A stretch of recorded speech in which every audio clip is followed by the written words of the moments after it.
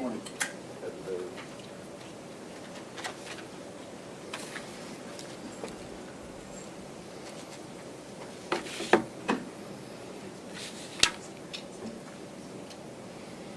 Good? Morning, everyone. Approximately 10:50 p.m. last night, police responded to the 5200 block of Germantown Avenue for a report of a shooting on a SEPTA Route 23 bus. There, police encountered one victim suffering from a gunshot wound to the chest. They subsequently transported him to the hospital, where he was later pronounced. Preliminarily, what we know is that shooter, solo individual, boarded a bus outfitted in a hoodie and a full head face mask covering. Immediately engaged the victim in a verbal argument that escalated into a physical confrontation, ultimately leading to the shooting. Quite frankly, this pattern is repeating itself far too often in the city, far too often on SEPTA. Seemingly, everyone has access to a gun, and the propensity to use it over meaningless arguments is shocking. I want to make 2 points really clear today. The first point is, if you take one trip on SEPTA, one trip, you are on literally hundreds of cameras. And we're going to use all of that video evidence to effect an arrest. And we will not stop. We will not stop looking for you, because we know you'll be back. And when you come back to take the next trip, be looking over your shoulder, because we're coming. The second point I want to make is regarding these face mask head coverings, right? More popularly known as shiesties among our young folks. Those face masks are prohibited on SEPTA property. You come on SEPTA property wearing your shiesty, you will be engaged by police. So I want you to think about that. For those involved in activity that is illegal, you will be engaged by police. Now you got two choices: remove it, or we escort you off property. I'll be happy to take some questions. How difficult are those masks making it to identify this person despite your hundreds of cameras? Surprisingly, not that difficult. We've had tremendous success in identifications with individuals wearing masks. So, did the victim have a gun? We don't know that as of yet. And then, just as far as safety goes, as you mentioned, this is out of hand. This is happening more and more. What can be done to keep people safe from trying to go home from work after a long day and not have to deal with somebody shooting another person? Yeah. So we've over the course of time have invested heavily in a number of areas, and one of those areas is incorporating and integrating all of our processes with the city of Philadelphia, right? So anything that occurs, anyone's SEPTA property, we are in direct communication with the city. We are in direct radio communication with their police dispatch. We share our video cameras. We've done this for a reason, so that we can then leverage the 6,000 plus officers in the city of Philadelphia to assist us with safety and security on SEPTA. And we're looking at a number of things, right? We look at all of our processes every day, especially after a critical incident like this, to determine where we can change things to gain ground in this. But I got to be honest with you, a society as a whole has got to take a stand with these incidents, right? Response alone is not the answer. Police deployment and strategy alone is not the answer. The city has to get fed up. They have to voice their opinion on how they want to be policed moving forward. We saw that several years ago, where the public was extremely vocal and telling us how they wanted to be policed. I think it's time to revisit that. Chief, so we're clear, for those of us unfamiliar with the term, a shiesty would be like a face mask? Or a Ski mask, Ski mask, okay. balaclava, shiesty, yeah. Do bus drivers have what would be commonly called a panic button that could alert police right away? Yeah, our operators have access, direct line communication access with their control center, which has direct line communication with police. And in fact, the operator was in communication immediately after the incident yesterday. I'll tell you what, I want to highlight one thing. The actions of the operator in this incident were tremendous. This operator, a fairly new female bus operator, kept her wits about her during this. Bus was in motion when this kicked off, and did a tremendous job in at least helping to protect other people on that bus. You have the artificial intelligence system monitoring subway platforms. Can I assume that they're not being used to monitor onboard real-time buses? So not yet. There's a couple reasons for that. So we are in the process of upgrading all of our systems right now.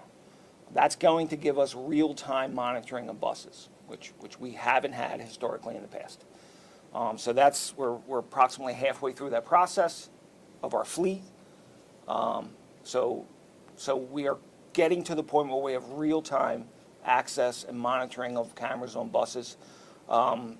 Regarding the AI software that we're testing, it's a pilot phase right now, right? So we're starting with just a percentage of all of our cameras right now. If this proves to be successful, we have every intention to go across our entire system and use it on all 30,000+ cameras. Chief, we were in North Philly last week, another shooting on a Route 23 bus. Talking to riders out there, they said they just simply do not feel safe on the system. What do you say to those people that don't want to hop on board anymore? You know, look, I sympathize with them. I understand. Like, this is a violent time in this city right now, and police everywhere are trying to come up with deployment concepts and response strategies to make them feel safer. And we're doing those things. We talk about a lot of the things that we're doing all the time, but the bottom line is it's going to take a Herculean whole of government approach to this. All of us have to get together, work together on limiting access to guns. Start there, because everybody seems to have access to them. We're seeing guns in the hands of 12 to 14-year-olds. Right? This is new territory for us, but we're going to do everything in our power to make our customers feel safe. Two things. Do you have any idea of the age of the suspect? And then is Philly Police handling this thing now moving forward because it's a homicide? Yeah, so Philadelphia Homicide will be leading this investigation. We typically provide them with a lot of level of support in that. And then in terms of identifying suspects and being on the lookout for individuals matching descriptions and all, we're doing that right now. Was the bus driver nearly hit with a bullet? So the bus operator, one of the bullets struck past the bus operator through the enclosed compartment that we have on the bus. Was the bus moving during the shooting? It's hard to say because the actual shooting itself is not seen on camera, right? We see a physical confrontation occurring on the bus, and the bus was moving during that. Are you releasing that footage? That's going to be communicated through Philadelphia Police Department Homicide, yeah. You said the shooter immediately engaged with the victim. Does that lead you to believe that they knew one another? It's a scenario that we think is likely, and we're following up on. When that person came onto the bus, did they sit directly next to, or they across the aisle? No, they were removed maybe from an aisle seat on the opposite side of the bus. Any idea of putting officers on buses as much as possible? Yeah, so we typically do that when we're seeing patterns, right? So if we have pattern problems on any of our routes, we get that information from our operators who are seeing what's going on out there. Then we do. We typically use undercover officers and things like that on buses. We're going to do that as much as we can moving forward. Chief, at Citizens Bank Park, at other venues, there are metal detectors now that allow people to walk through relatively quickly. Cost notwithstanding, is that something that is even a possibility down the road, to have metal detectors at subway entrances, at bus entrances? I'll tell you, it's difficult. It really is difficult because I don't know if, I mean, nobody walks through a metal detector and doesn't get stopped, right? Because we all have some piece of metal on us. Operating a free and open public transportation system, incorporating concepts that limit and restrict that freeness and openness are difficult. With your extensive camera system, did you guys almost immediately gain some access to what the Immediately after the incident, we had full camera. and was that disseminated to all of the SEPTA police, to Philly police right away? So we have pictures that we distribute to our police officers, and we distributed the entire video evidence to the Philadelphia Police Department. So what's the warning, what's the message to the public? Do they need to be on the lookout for somebody? Is this a concern? Yeah, look, there's a couple things we want to know, and we want to know quickly, right? And we provide an app for our customers to use anytime they feel unsafe, right?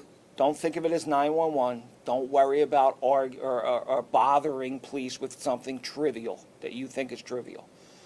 Here's what we want to know. If anything makes you feel unsafe, and that's an individual covering their face, attempting to conceal their identity, whatever it is, tell us, and we're going to have police en route. The earlier we can get police en route to any of these incidences, better chance we have to stop it. Chief, was there talk of banning guns on SEPTA, and if so, where does that stand? Is that something that's being looked into after this pattern that we're seeing? Yeah, so we're limited in what we can do by legal precedent and the law right now. And there's a legal precedent standing that has been decided upon by the Supreme Court of Pennsylvania that guides our actions involving firearms. All right, it's Commonwealth versus Hicks is the legal precedent, and it essentially says that law enforcement needs something else outside of carrying a weapon as the reason that we can detain someone and investigate them. Because the assumption in our society where legal carry is permitted, the assumption has to be that you're carrying legally. And so we need evidence in addition to just carrying a weapon, above and beyond, to give rise to suspicion of criminal activity. Chief, it's our perception that in the last year, we've heard more and more about shootings, stabbings on board SEPTA vehicles. Is that perception correct? Have you been able to quantify that? It's interesting because I have a study being done right now, multi-year study being done right now, because my sense is the same, but I can't say definitively whether that's the case. But we are looking at it. Do you think the city, ironically, after the pandemic, should now ban masks in general? Masks are an issue. I'm going to be completely honest with you. These full head coverings are a major issue because we're seeing it routinely being worn in 80-degree weather or above. And there is no legitimate reason, pandemic withstanding, no legitimate reason to wear a full head covering in public for anything, medical or otherwise.